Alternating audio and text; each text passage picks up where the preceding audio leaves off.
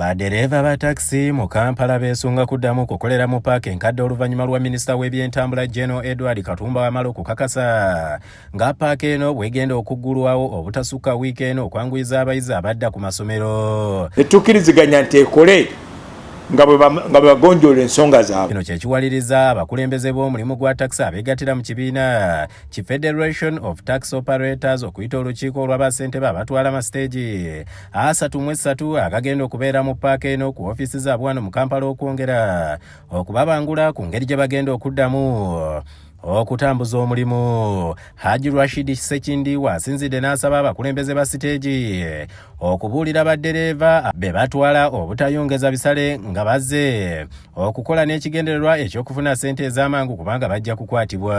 Kapande kasoma omutwalo gumu n'ekitundu e Masaka, omwana omutwalidde emitwalo 3, ssente ezo olina ozimukuliza. Ekyo tukkiriziganye ssente ezo abakulembeze baddereeva mu bagambe. Ajjukiza baddereeva bonna mu ggwanga okutambula ne kkaadi eziraga nti bagemeddwa okwewala okutaataaganyizibwa ku nguudo. Tegeeza naawe ddereeva bagenda kutandika okusaba vaccination card ne permit ku steering. Obeere nga togirina bakuyiwe. So mbasaba mubeere ne kkaadi zino. Tugenda kukkiriza stage yonna okuddamu kubeera bweru bwa paaka, kwetoloola paaka. Twagala stages zonna ziyingire mu paaka kubanga waliwo wabaddewo duplication of stages. Haji Muhammad Karim, ssentebe wa paaka enkadde, ayogedde ku ngeri gye beeteeseteeseemu n'alabula baddereeva abatanneegemesa nti si baakukkirizibwa kukolera mu paaka eno. Era nkuyiriza baddereeva bonna atanaakwegomesa okuyingira paaka ayingirenga okutula ku steering ng'alina akagundi ak'okwegemesa.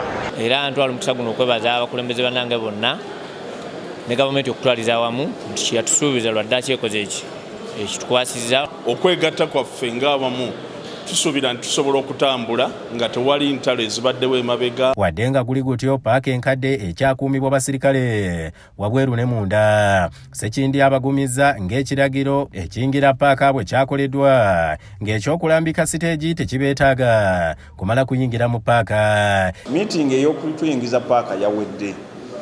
Kati bino ebyokudemarcatinga stages tebisobola kulemesa ate mmotoka kuyingira. Tewali stage mpya egenda kujja mu paaka nkadde. Ebyo nga bigenda mu maaso nga KCCA ngeri wamu n'aba-Smart City bamenya ebifo ebifumbirwamu nga bisigadde ku ttaka ekibalese nga bakukkuluma.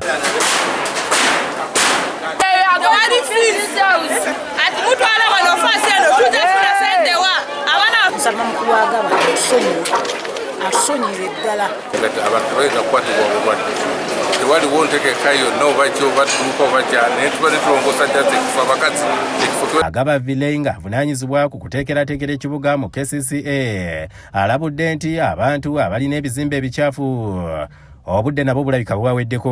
N'ebiyumbayumba ebyo ebikaddiye ebijja kutta abantu ebyebakabwamu ababbi. So we are going to start removing them to have a smart city.